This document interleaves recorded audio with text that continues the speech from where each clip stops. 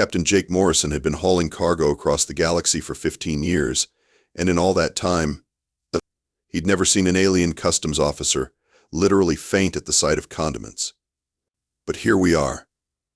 Standard delivery to Galactic Trade Station Zeta-Nine, Jake announced, sliding his manifest across the counter to Qrix, a spindly, purple-skinned alien whose 4 eyes were currently bulging out of his head like a startled goldfish. Qrix's scanner beeped ominously as it passed over Jake's cargo containers. The alien's breathing apparatus started making alarming whistling sounds. What is this?" he wheezed, pointing a trembling tentacle at the screen. Jake leaned over to look. "Oh, that? Just my lunch supplies. Got some instant noodles, energy bars, and a few bottles of hot sauce. You know, the essentials." "Hot sauce." Qrix's voice cracked like a teenager asking someone to prom. He fumbled for his emergency communicator, nearly dropping it twice. "Code red. Code red. We have a biochemical threat in Bay 7. Hold up there, buddy." Jake raised his hands peacefully. "It's just Tabasco sauce. Maybe some sriracha. Nothing that'll hurt anybody." But Qrix wasn't listening. He was too busy hyperventilating into his breathing mask while stabbing at buttons on his console. Within seconds, alarm klaxons were wailing throughout the station, and Jake could hear the distinctive thud of military boots running down the corridor. "Listen, Qrix, right?" Jake tried to sound reassuring. "I eat this stuff with my scrambled eggs every morning. It's perfectly safe." Qrix stared at him with the kind of horror usually reserved for someone who'd just admitted to eating live puppies. You consume toxins voluntarily?" "Well, when you put it like that, it sounds way cooler than it actually is." The bay doors burst open, and a squad of heavily armed security officers poured in, their weapons trained on Jake's cargo containers like they contained antimatter bombs instead of breakfast condiments. Behind them strode Commander Vextar, an imposing reptilian alien whose scales seemed to shift color with his mood. Right now, they were flashing bright red, which Jake figured probably wasn't a good sign. "Stand down, human," Vextar commanded, his voice carrying the authority of someone who'd clearly watched too many military documentaries. "Step away from the chemical weapons." Jake looked around the bay, then back at the commander. "Are we talking about the same hot sauce here? Because I'm pretty sure Frank's Red Hot isn't classified as a weapon in any civilized system." Silence. Vextar's scales shifted to a deeper shade of angry red. "Qrix, seal the bay. Full contamination protocols. And someone get me a hazmat team down here immediately." "Commander, with all due respect," Jake said, trying very hard not to laugh, "I think there's been a misunderstanding. These are condiments. You know, flavor enhancers? Food seasonings?" Vextar's 4 nostrils flared. "Food seasonings that register toxic levels of capsaicin? Food seasonings that could kill half the species on this station? Kill? From hot sauce?" Jake blinked. "How sensitive are you guys exactly?" "Sensitive enough that your condiments just triggered every biological weapon detector we have," Vextar snarled. "Qrix, how bad are we talking here?" Qrix consulted his scanner with shaking tentacles. "The readings are off the charts, Commander. Some of these bottles contain concentrated capsaicin levels that would be lethal to Zephyrians, klaxons, and bumblethings at microscopic doses. And the human claims he eats this regularly." Both aliens turned to stare at Jake with a mixture of awe and terror. "Okay," Jake said slowly. "Now I'm starting to understand why you're all freaking out."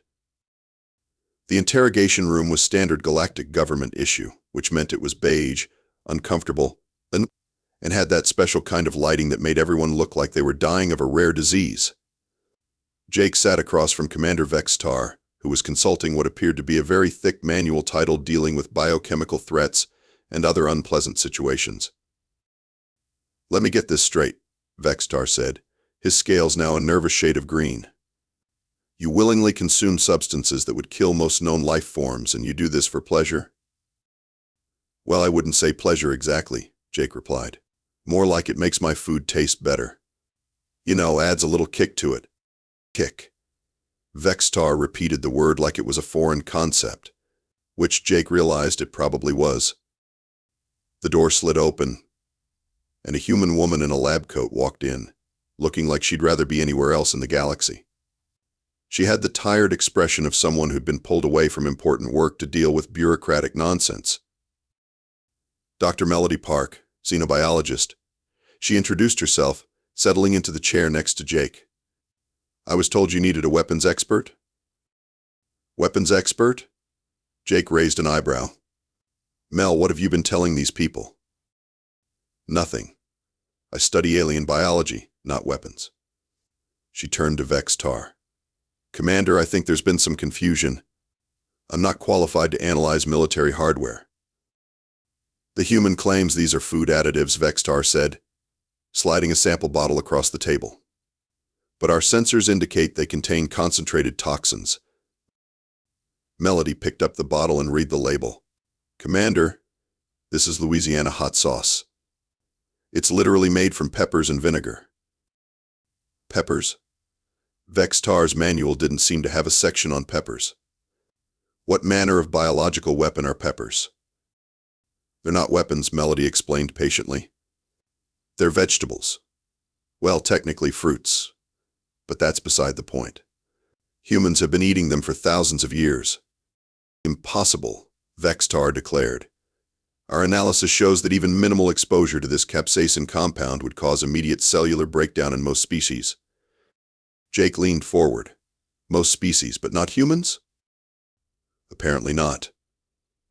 Melody pulled out her tablet and started running calculations.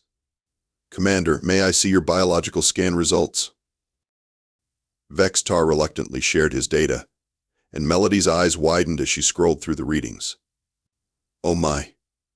Jake, do you realize that the bottle of hot sauce in your cargo hold contains enough capsaicin to theoretically eliminate an entire Zephyrian colony? Seriously? Jake grinned. That's actually kind of awesome. It's not awesome. Vextar's scales flashed red again. It's terrifying. How has your species survived if you regularly consume lethal toxins? Evolution, I guess? Jake shrugged. We probably built up a tolerance over time. Survival of the spiciest. Melody was still staring at her tablet. This is incredible. The capsaicin concentration in this bottle would be fatal to klaxons at nanogram levels. And you put this on your food? Usually just a few drops, Jake admitted. Sometimes more if I'm feeling adventurous. Vextar made a sound like a deflating balloon. It's a few drops of concentrated death. Well, when you put it like that, it sounds way more metal than it actually is. Commander, Melody said carefully, I think we need to run some tests.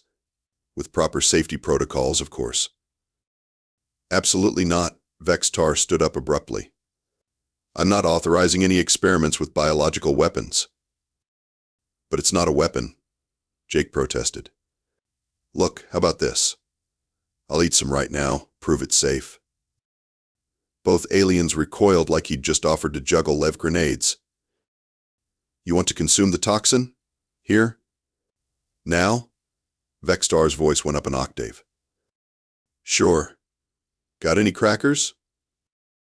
The science lab was packed with more alien species than Jake had ever seen in one place.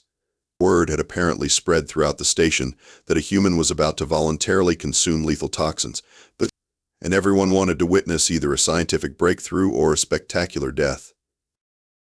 I still think this is a terrible idea, Melody muttered, adjusting the emergency medical equipment for the third time. Come on, Mel. It's just hot sauce. What's the worst that could happen? You could die horribly in front of 50 witnesses? Optimist. Blurble. The station's head xenobiologist approached the containment field with what could only be described as scientific curiosity, mixed with morbid fascination. He was a small, jellyfish-like creature with dozens of tentacles, and what appeared to be a perpetual expression of confused enthusiasm. The human is truly willing to demonstrate consumption of the toxin. Blurble's voice bubbled through his translation device. Happy to, Jake said, holding up a small cracker. Blurble, right? Want to watch me put some of this devil sauce on here? Blurble's tentacles quivered with excitement. Devil sauce. Is that the proper scientific terminology?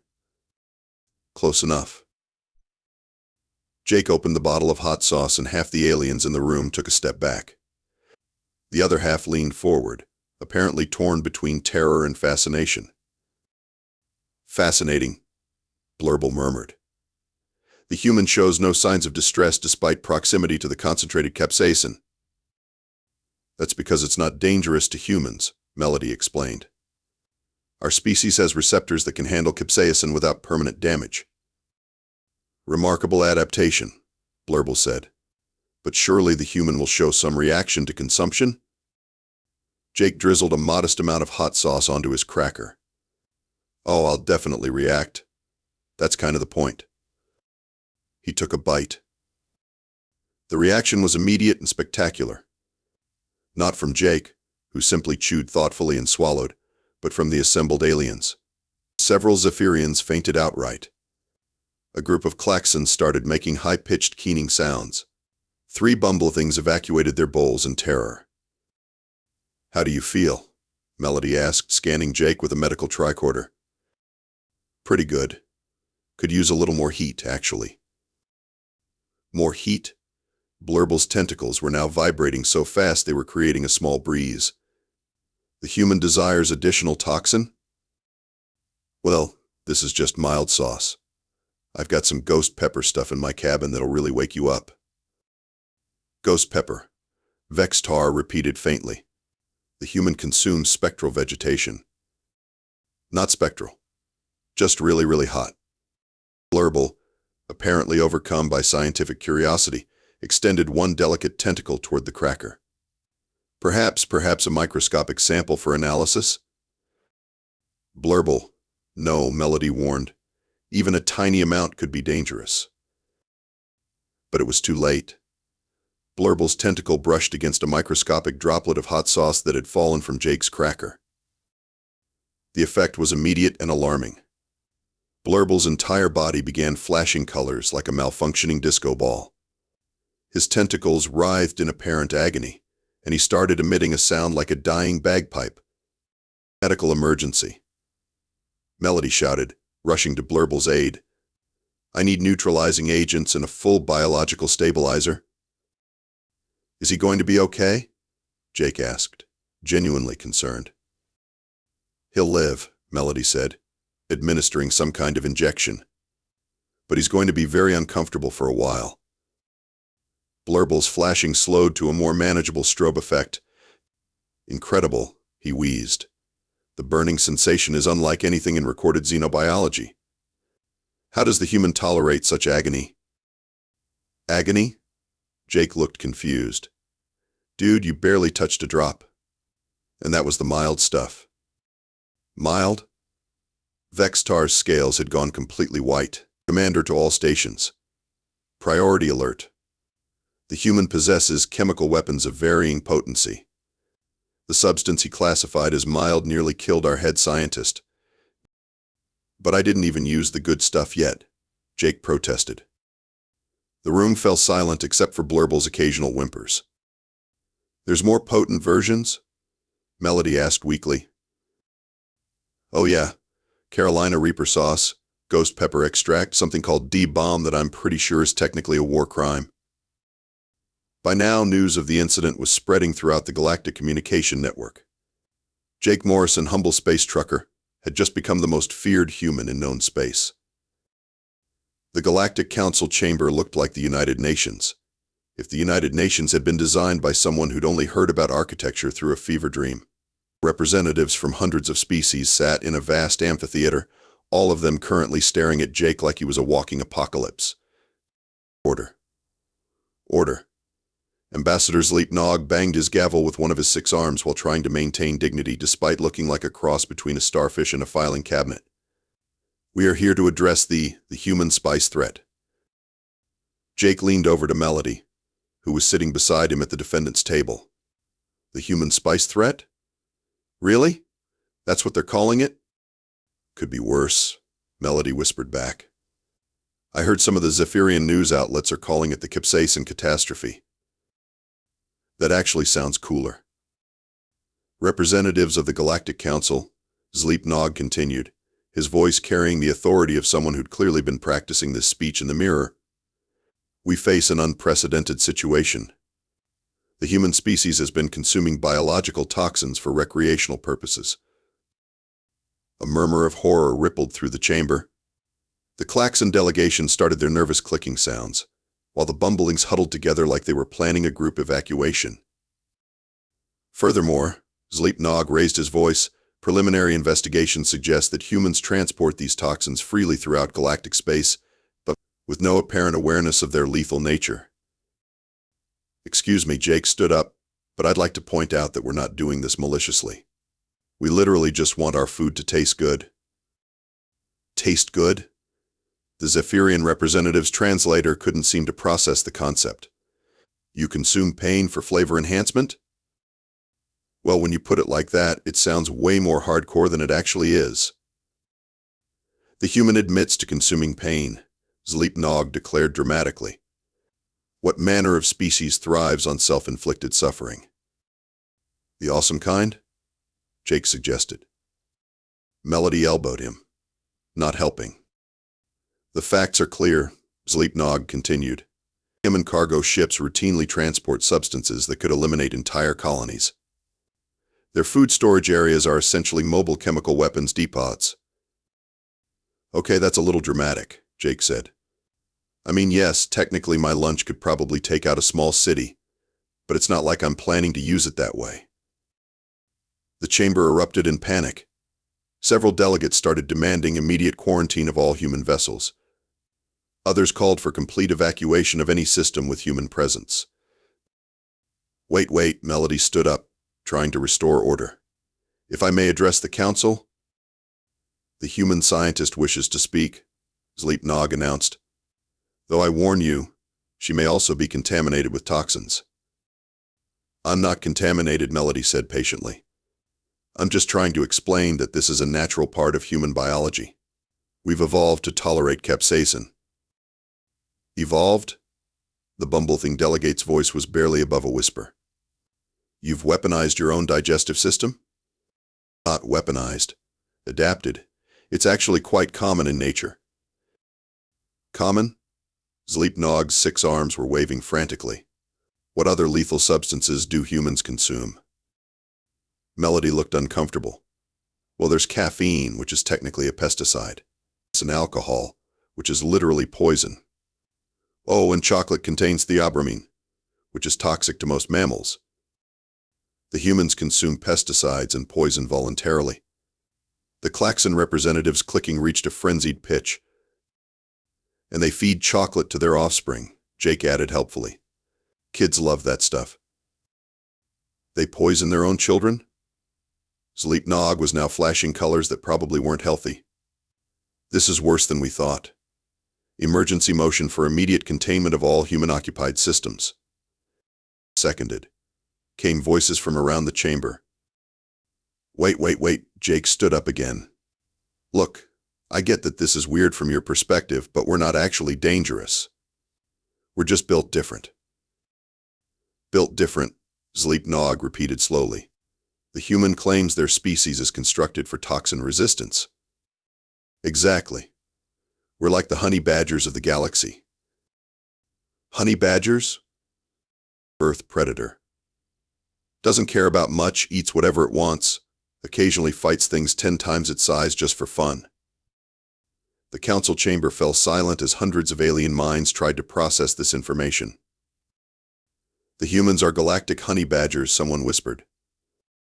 We're doomed, came another voice. Actually, Jake said, getting an idea this could work out pretty well for everybody. You want to do what now? Sleepnog's 6 arms had stopped waving, and were now hanging limply at his sides, like he'd given up trying to understand the universe. Think about it, Jake said, warming to his theme. You've got hundreds of species that are fascinated by humans who can eat deadly toxins. I've got a cargo hold full of hot sauce and a complete lack of steady employment. This is a business opportunity waiting to happen. Melody was frantically taking notes on her tablet. He's actually not wrong. The xenobiological implications alone would draw researchers from across the galaxy. Extreme cuisine tourism, Jake continued, now pacing back and forth in front of the council. Aliens pay to watch humans consume substances that would kill them. It's like a nature documentary, but interactive and with better snacks. You want to monetize your ability to consume poison? The Zephyrian delegate sounded like he was trying very hard to understand. Monetize is such an ugly word. I prefer share the wonder of human dietary resilience with the galaxy. That's the same thing with more words, Melody pointed out. But it sounds classier. Blurble, who had recovered enough from his hot sauce encounter to attend the session, raised a tentacle. From a scientific perspective, this could provide unprecedented research opportunities. We could study human toxin resistance in controlled environments. Exactly. Jake pointed at Blurble enthusiastically. We set up viewing chambers, safety protocols, proper medical staff. Aliens get to see humans do impossible things, humans get to eat spicy food, and everyone makes money. But what about the safety concerns? Sleep Nog asked. These substances are still lethal to most species. That's where the human food safety zones come in, Melody said, clearly getting caught up in the idea. Specially designed areas with advanced containment systems. We could establish them at major trade stations throughout the galaxy. Humans would be confined to these zones? The Klaxon representative's clicking had slowed to a more thoughtful tempo. Not confined, Jake corrected. Featured. Like a really awesome exhibit where the exhibits get paid and can leave whenever they want. And the humans would willingly participate in this? Sleep Nog was clearly struggling with the concept. Are you kidding? You're basically asking if humans want to get paid to eat food while aliens watch in amazement. That's like asking if humans want free money for doing something they already do anyway. Blurble's tentacles were quivering with excitement again. We could study the effects of different capsaicin concentrations, document human physiological responses to various toxin levels. The research possibilities are endless. Plus, Jake added, think about the cultural exchange opportunities. Humans learn about alien cuisine. Aliens learn about human food preparation. It's like a galactic cooking show. A cooking show, Sleep Nog repeated faintly, featuring lethal toxins. The best kind of cooking show. Melody was running calculations on her tablet. The economic impact could be substantial. Tourism revenue, research grants, scientific collaboration opportunities. And it would give humans a legitimate reason to be present in galactic society. As opposed to our current illegitimate reasons, Jake asked. Well, up until today, most of the galaxy thought you were either crazy or mythical. And now? Now they think you're crazy and real, which is somehow worse. But profitable, Jake pointed out. The council chamber buzzed with discussion as various species debated the proposal. The Bumblethings seemed particularly interested in the research aspects, while the Zephyrians were focused on the safety protocols. Very well, Sleep Nog finally announced. The Galactic Council will consider the human proposal for extreme cuisine tourism. But we demand strict safety measures and regular inspections. Absolutely, Jake agreed. Safety first. Well, safety second. Food first, then safety. I think we should go with safety first, Melody suggested. Fine, but the food is a very close second. The council will recess to consider this proposal, Sleep Nog declared. But I want it noted that this is the strangest legislative session in galactic history. So far, Jake said cheerfully. 6 months later, Jake stood behind the counter of Morrison's magnificent mouth burners, the most popular restaurant chain in the galaxy, watching through reinforced transparent aluminum as a group of Zephyrian tourists pressed their faces against the viewing chamber glass. Ladies and gentlemen, beings and entities, Jake announced into his microphone, welcome to today's extreme cuisine demonstration. I'm your host, Captain Jake Morrison, and today we're going to be exploring the wonderful world of Earth breakfast foods. The audience rustled with anticipation. A klaxon in the front row was clicking so rapidly it sounded like a machine gun. "Now I know what you're thinking," Jake continued, cracking eggs into a pan. "How can breakfast be extreme?" "Well, my tentacle friends, wait until you see what humans put on their morning eggs." He held up a bottle of Tabasco sauce, and half the audience gasped. Someone in the back row fainted.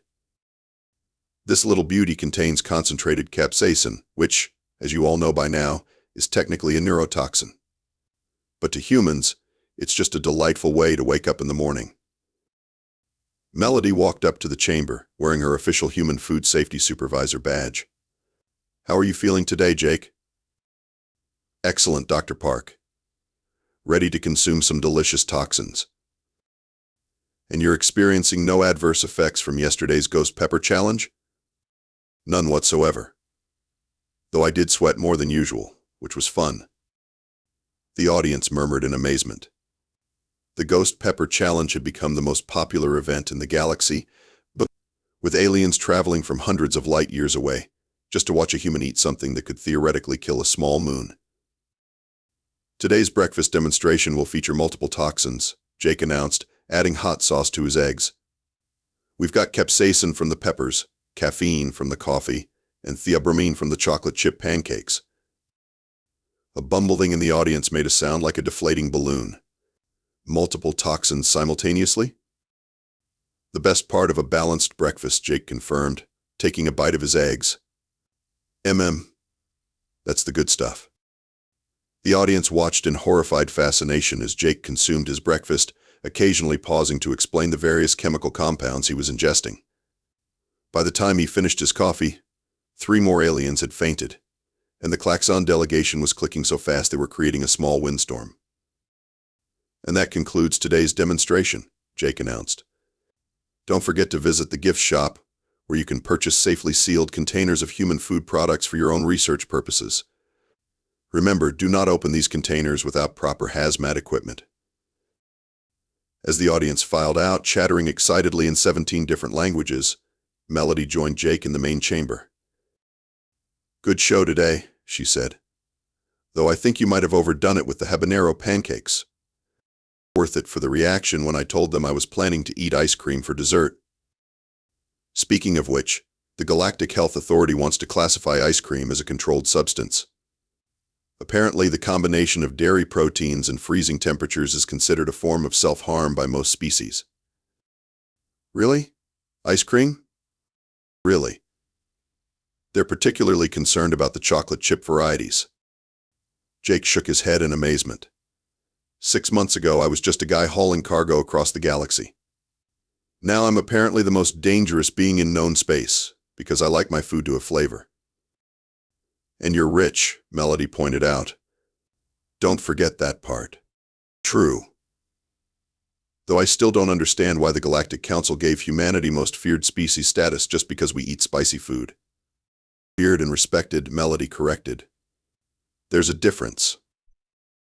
"Is there really, though?" Before Melody could answer, Qrix appeared at the entrance to the restaurant, looking nervous as always but carrying what appeared to be an official document. "Captain Morrison," he said, his 4 eyes darting around like he expected something to jump out at him. "I have a delivery request for you." "What kind of delivery?" "The Andorian Federation wants to commission a shipment of—" Qrix paused to check his notes. "Pizza. They've classified it as a level 7 biological weapon and want to study its effects." Jake and Melody exchanged glances. "Pizza?" Melody asked. "They think pizza is a weapon?" "Apparently the combination of processed cheese, fermented dough, and preserved meats is considered a chemical weapon by Andorian standards," Qrix explained. "They're particularly concerned about pepperoni." "Pepperoni," Jake repeated slowly. "They're afraid of pepperoni?" "Terrified, actually. The Andorian military has requested a full tactical analysis." Jake looked around his restaurant, then back at Qrix. "You know what? I think I'm going to like this new job even more than I thought." And somewhere in the back of his mind, Jake wondered what the aliens would think when they found out about wasabi. But that, he decided, was a problem for another day.